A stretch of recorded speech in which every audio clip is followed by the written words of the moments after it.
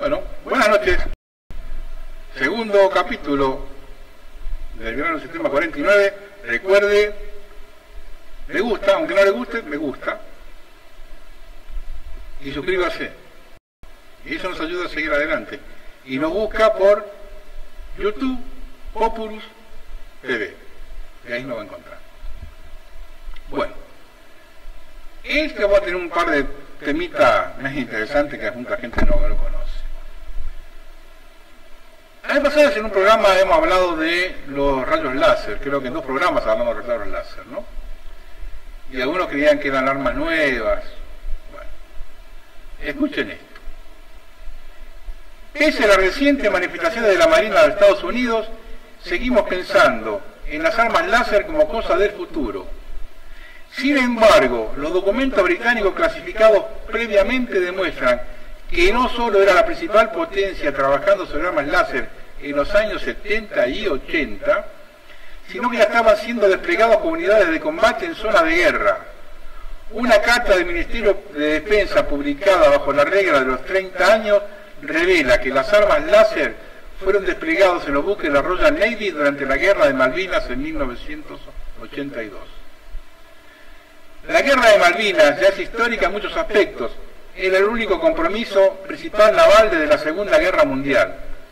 La primera guerra moderna de misiles, el punto en que Gran Bretaña se quitó la parálisis causada por la crisis de Suez y uno de los despliegues más notables de la Segunda Guerra Mundial, como la Royal Navy logró montar un equipo de trabajo y volver a tomar las Islas Malvinas en 2 meses, 1 semana y 5 días. Aquellos de nosotros que estábamos vivos entonces recordamos un rumor persistente, incluso un secreto a voces en los círculos de defensa, de que las armas láser fueron utilizadas por la Royal Navy durante las hostilidades. La pérdida de varios combatientes argentinos se atribuyó a los láseres diseñados para encandilar a los pilotos, y un caso se presentó donde el piloto vio una deslumbrante antes de bajar. Documentos desclasificados recientemente confirman al menos parte de la historia. Una carta del entonces secretario de Defensa, Mitchell Heseltine, de fecha 17 de enero de 1983, establece que un arma láser de potencia media se desplegó con el grupo de trabajo. La carta dice: ustedes pueden recordar, sin embargo, que hemos desarrollado y desplegado con gran urgencia un arma láser naval, diseñada para deslumbrar al volar bajo los pilotos argentinos que atacan barcos del grupo de acción en el Atlántico Sur. Hecho para que tengan idea más de uno contra quién peleábamos nosotros, y contra qué tipo de cosas peleábamos nosotros. Ahora vamos a hablar de un amigo que tengo yo en Roma. Y esto es muy serio. Hay gente que, por suerte, hay gente que ya se está dando cuenta, ¿no? Pero hay cosas que la gente no sabe. Vamos a ver esto que muchos no lo saben. El viernes 3 de octubre pasado, Antonio Socci, vaticanólogo y periodista italiano, presentó en Roma su libro Non en Francisco, explicando por qué Bergoglio fue electo no canónicamente, por lo que su elección fue inválida. Al juicio del cardenal George Pell, Francisco podría ser el 38 antipapa en la historia de la Iglesia, no el Papa 266. Si bien es cierto que existía una amenaza de muerte contra Benedicto XVI, como lo indicó el jesuita Amaldo Centeno en el número 3 de su informe, el Papa no temía dar su vida por Cristo, sino que el verdadero motivo de su renuncia era la amenaza de cisma, por la que le hicieron saber que existía ya una lista de firmas de sacerdotes, religiosos, obispos y cardenales modernistas prontos a constituir la nueva iglesia separada de Roma, si no aceptaba sus exigencias. El movimiento de Benedicto fue magistral, a la vez que inesperado, pues haciéndose de un lado, desinfló la amenaza que se cernía sobre la iglesia. Pero lo que vino después fue una pifia que el mismo Benedicto no calculó. En el cónclave para elegir a su sucesor, la tarde del 13 de marzo, en la cuarta votación del día, resultaron 116 votos, cuando solo había 115 cardenales en la Capilla Sistina. Un cardenal metió una papeleta de más. En la votación salió electo el cardenal Angelo Scola de Milán. La misma conferencia episcopal italiana emitió un boletín felicitando a la Scola por haber sido electo papa. Esa votación se canceló.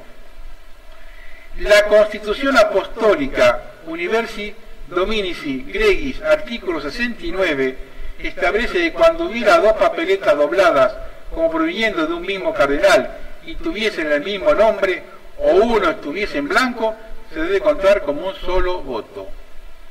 Si en cambio lleva dos nombres diversos, se anulan ambas papeletas y ninguno de los dos votos es válido.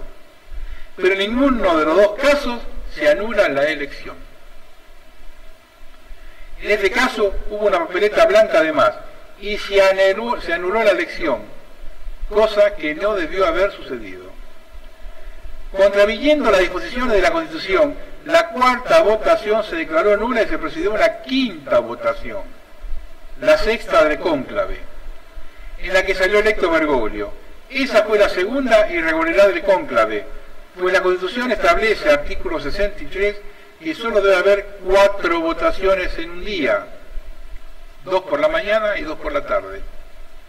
La situación de elección inválida de Bergoglio es clara, si nos atenemos al artículo 76, el cual afirma que si la elección se llevase a cabo de forma diversa a como está prescrito en la presente Constitución o no se hubieran observado las condiciones establecidas, la elección es, por ello mismo, nula e inválida, sin que intervenga ninguna declaración o propósito, o por lo mismo, esta no confiere ningún derecho a la persona elegida.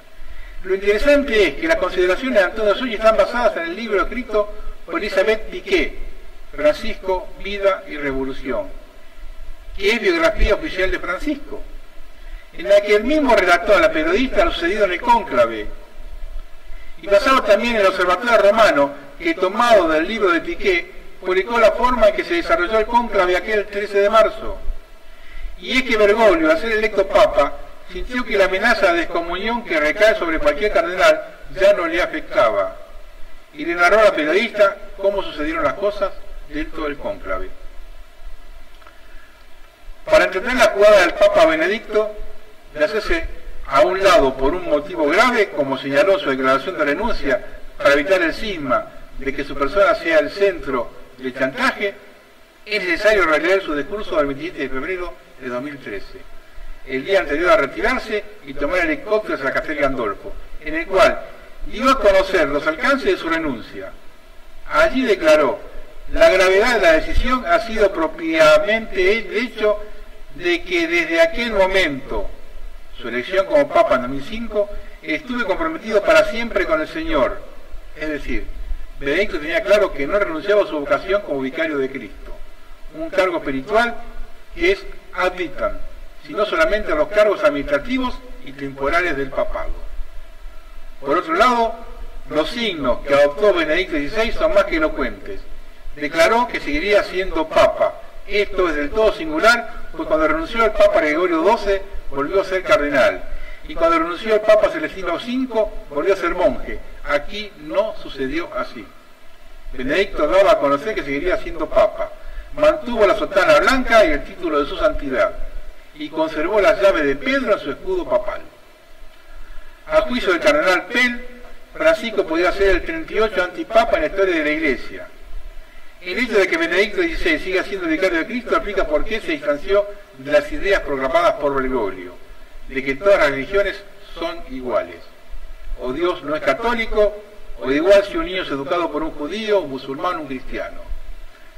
En su discurso para la Universidad Urbaniana, el 22 de octubre de este año, Benedicto refutó esa tesis derivada de un falso diálogo interreligioso y marcó su discrepancia doctrinal respecto a las mismas.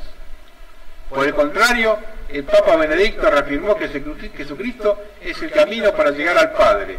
Recordó que la Iglesia y su Dios es católica desde el inicio, pues ofrece la salvación a todas, y que el cristiano tiene el mandato de proclamar la fe en Cristo hasta los confines de la tierra. El afán de unir a las religiones en bien de una paz común es una herejía del siglo V, conocida como irenismo. Esa ideología proponía una religiosidad ajena a la identidad específica de cada religión, una unidad para evitar la guerra de la religión.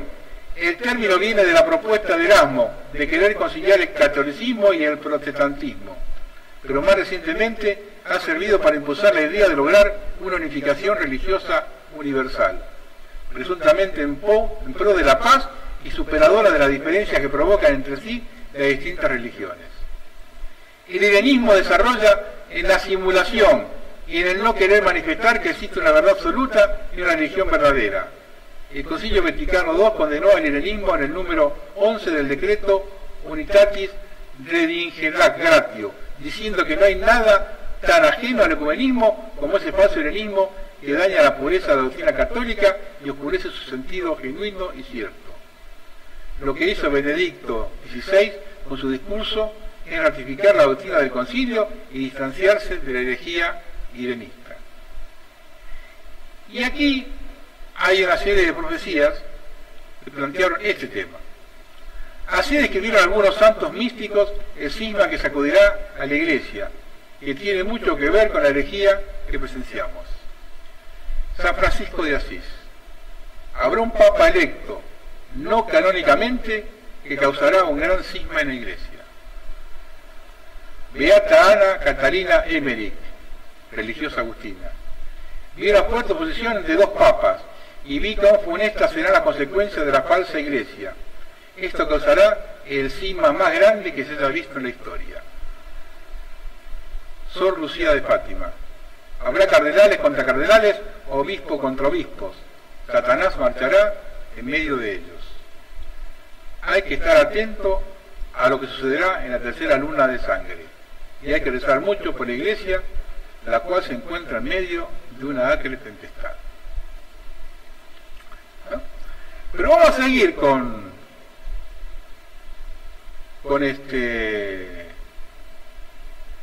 Francisco.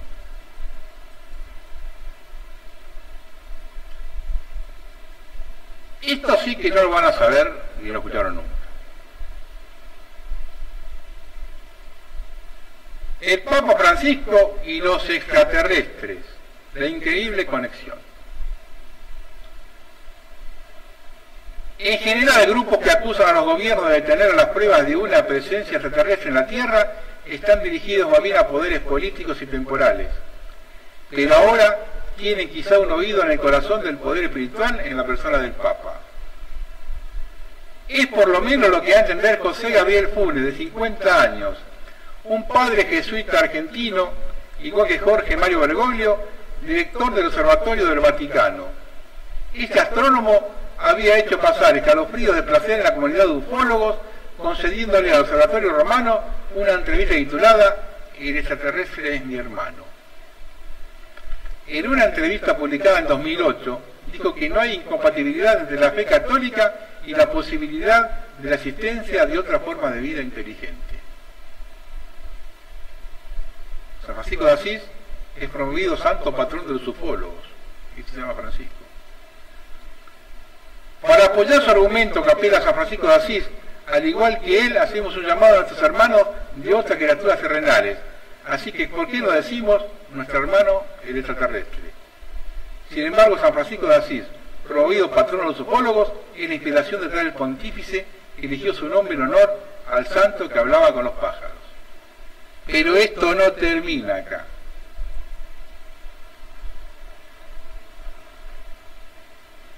La renuncia del Papa Benedicto desconcertó a muchas personas en todo el mundo, y sobre todo los expertos del Vaticano, que no sabían bien la verdadera razón de su renuncia.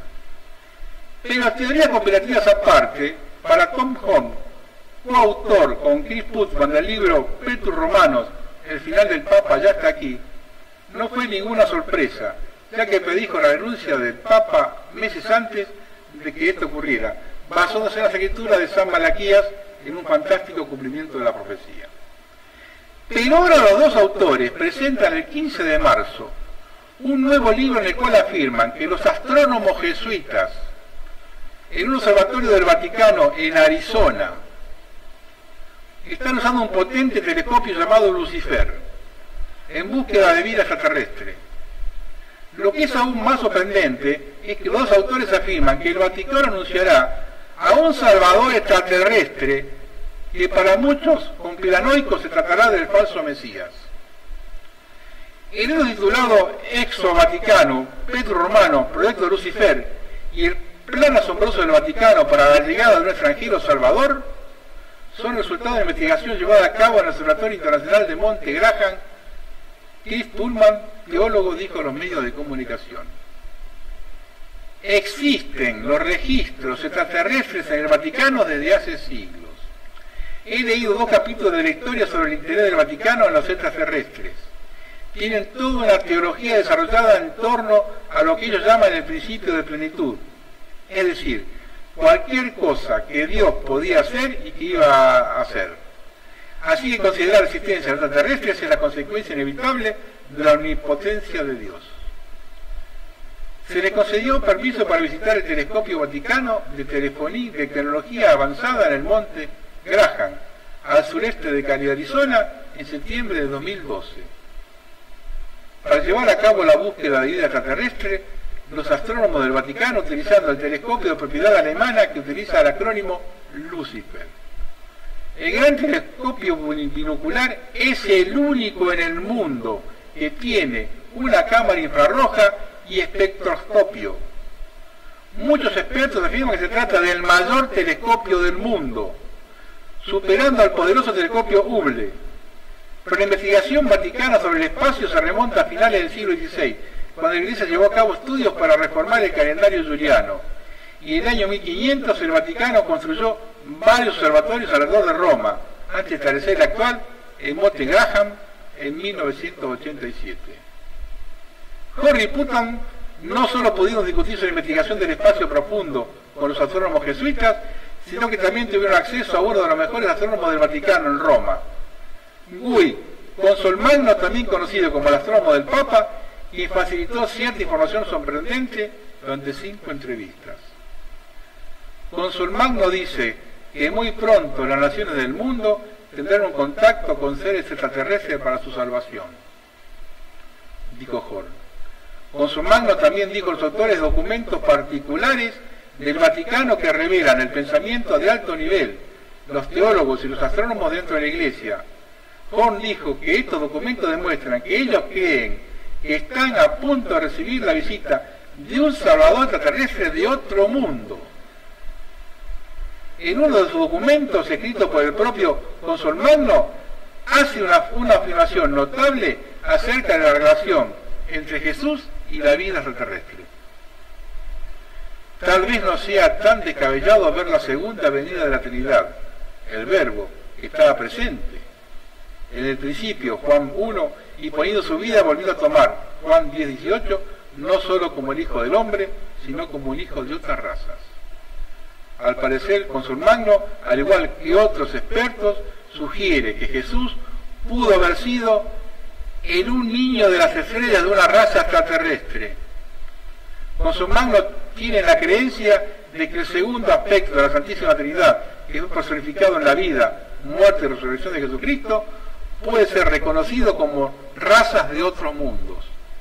Esto haría posible que la Iglesia Católica pudiese bautizar a los extraterrestres, incluso a sus propios mundos, en sus propios mundos. Consolmagno sorprendió al mundo en mayo de 2008 cuando reveló que es aceptable para los católicos contemplar abiertamente la vida extraterrestre. En una entrevista dijo: así como hay una multiplicidad de criaturas en la Tierra, puede haber otros seres, incluso inteligentes, creados por Dios. Esto no se opone a nuestra fe, porque no podemos poner límites a la libertad creativa de Dios. ¿Por qué no podemos hablar de un hermano extraterrestre? Seguiría siendo parte de la creación. Putnam y Horn sostienen que los astrónomos del Vaticano ya han encontrado evidencia de vida extraterrestre, afirmando que el telescopio astronómico del Vaticano ya ha descubierto vida extraterrestre, que aún no la ha anunciado al mundo. En una entrevista de 1997, el padre Martín Malachi, ex jesuita y profesor del Instituto Bíblico Obispal del Vaticano, dijo: debido a la mentalidad entre los que se encuentran los niveles más altos niveles del Vaticano, administración y geopolítica, saben lo que está pasando en el espacio y lo que se nos aproxima, podría ser de gran importancia en los próximos 5 o 10 años. Es inconcebible que Consulmagno hiciera públicas sus creencias sobre la vida terrestre sin la aprobación del anterior Papa Benedicto XVI. Es muy probable que los astrónomos del Vaticano sigan las órdenes de altos cargos para hacer declaraciones sobre la vida extraterrestre y sus implicancias teológicas. Pero ¿con qué intenciones hacen esas revelaciones? ¿Estamos a punto de ser testigos del contacto extraterrestre o se trata de una manipulación por parte del Vaticano?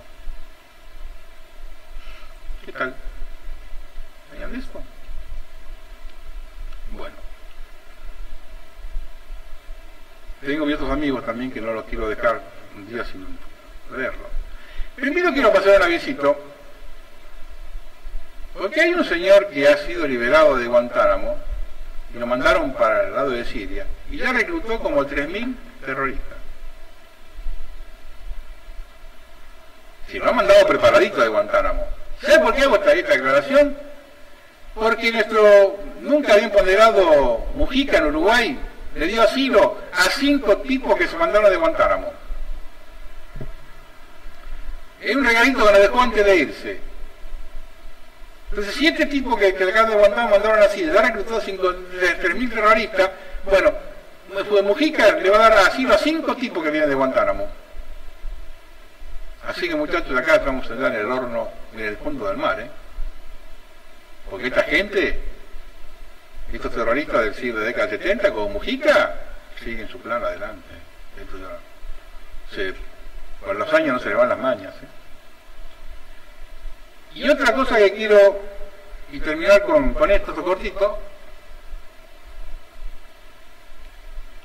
cuando uno dice que el ISIS, el EI y todo esto trabajan para Israel y nos dice que somos delirantes, bueno, recientes informaciones señalan que hombres de negocios israelíes están adquiriendo propiedades que pertenecieron a miembros de minorías desplazadas por el EI en el norte de Irak para acomodar ya a más de 2.000 colonos sionistas.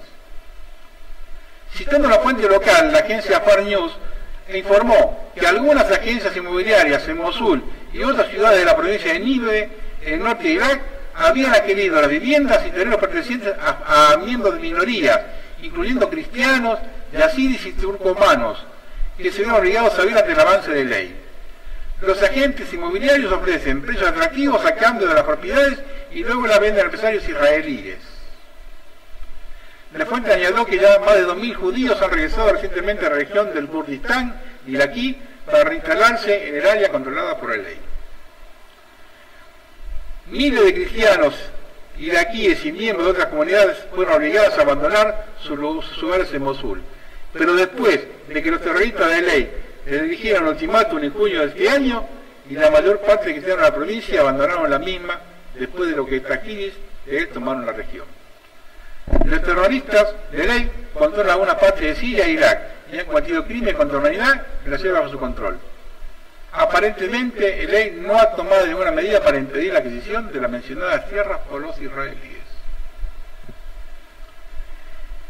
Y para terminar, te voy a dejar en compañía de nuestro bien amigo Nathaniel en un videíto que dura un poco más de 3 minutos y donde les muestra toda la influencia de los judíos en la promoción de la homosexualidad. Terminamos, recuerden, me gusta, suscríbase. YouTube, Popul TV, y ahí nos va a encontrar. Buenas noches.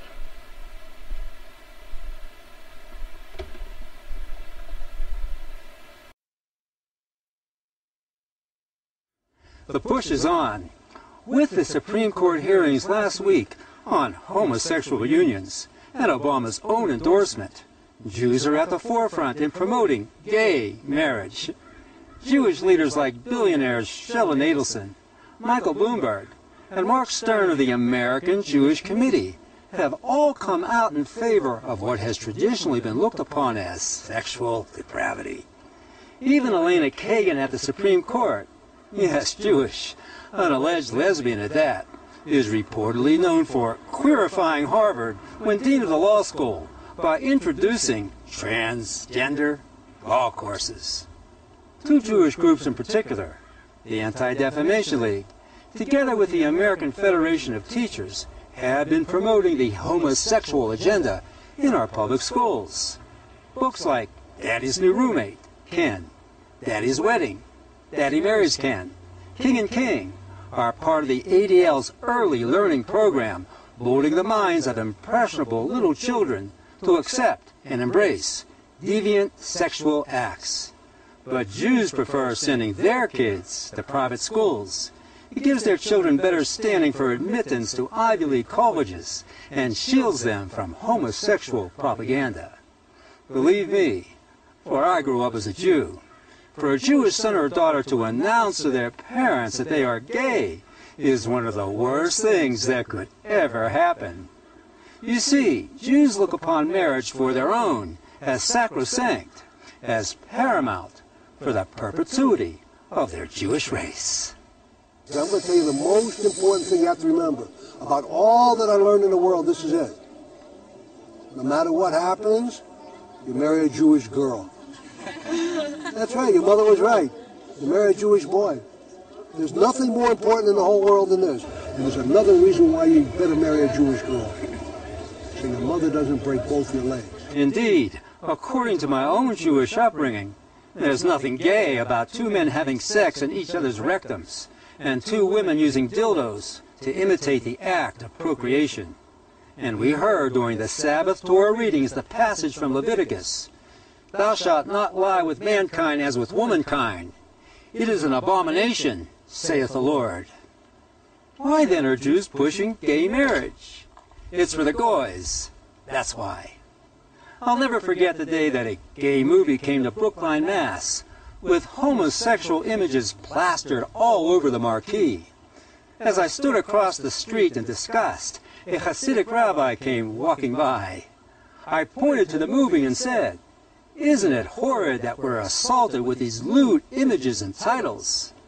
The rabbi laughed in scorn and said, "It's for the goys. Who cares?" You see, Jews have no special love for queens, transvestites, and cross-dressers. They look upon them as dreck, as repulsive. But to dismantle a Christian culture in America that opposes Jewry, that's what the Jews are after.